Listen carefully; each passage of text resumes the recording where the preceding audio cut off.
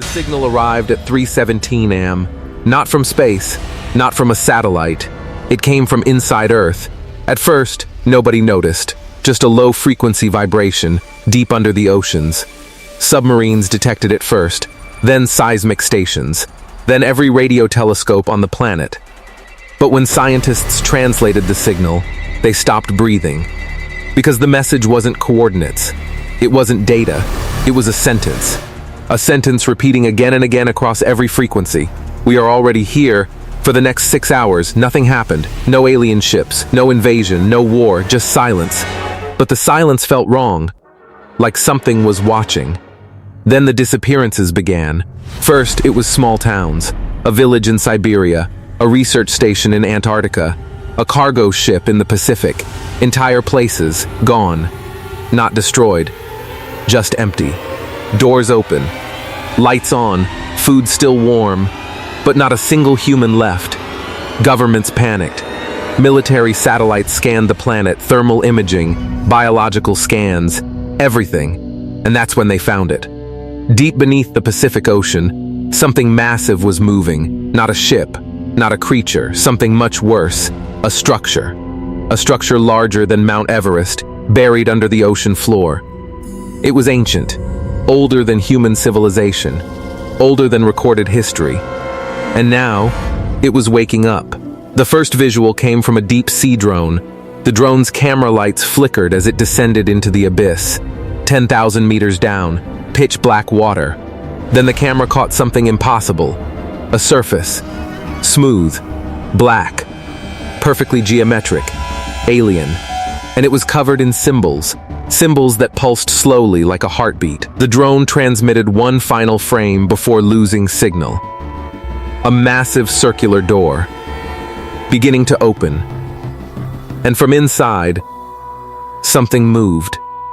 Not machines, not ships, figures. Thousands of them, tall, thin, with eyes that glowed like dying stars. The aliens had not traveled to Earth. They had been sleeping beneath it for millions of years. And now they were awake.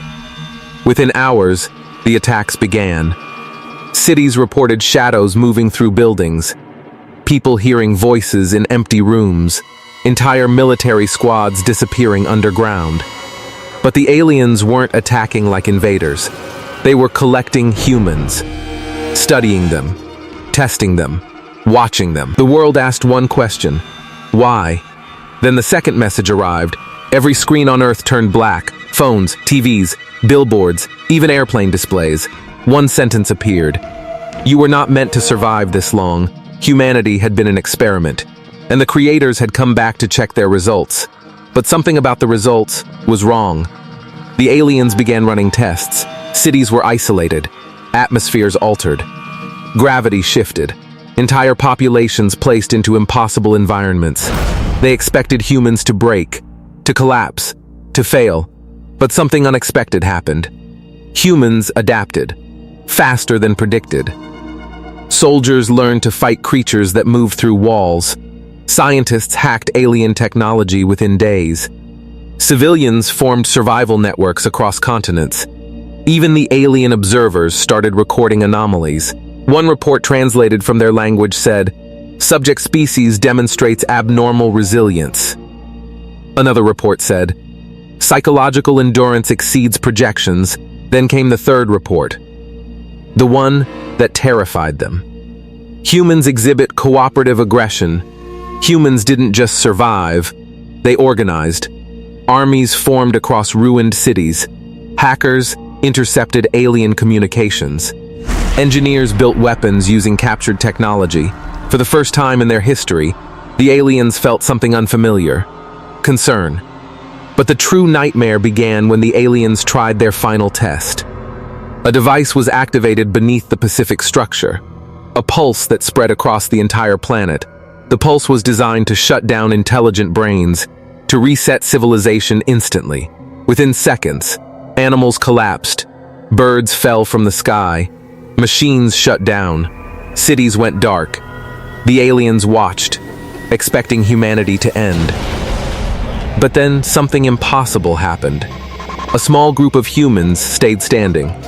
Not many, not even thousands, just a few hundreds scattered across the planet. Their brains had resisted the signal. The aliens rechecked their data. Again and again. Impossible. No species had ever resisted the pulse before. But humans did, and the ones who resisted began changing. Their perception accelerated, their reflexes sharpened, their minds adapted to alien frequencies. Humans were evolving in real time. The aliens realized the truth too late. Humanity was never the experiment. Humanity was the unexpected result. The anomaly. The species that refused extinction. The species that turned fear into strategy. And war into survival. Deep beneath the Pacific structure, the alien commanders issued a final warning to their entire network. Terminate the experiment, but the signal never finished transmitting. Because something had entered the structure. One human, a survivor of the pulse. A soldier whose brain had adapted completely. He walked through the alien corridors like he belonged there. Alien guards fired. Their weapons stopped mid-air. Gravity twisted around him. The structure itself began reacting to his presence. Because the alien technology was starting to respond to human neural patterns. For the first time in millions of years, the creators realized something horrifying. They had not created a test subject. They had created a species capable of surpassing them. And now, that species had found their home. The final message broadcast across the alien network said, "Containment failed.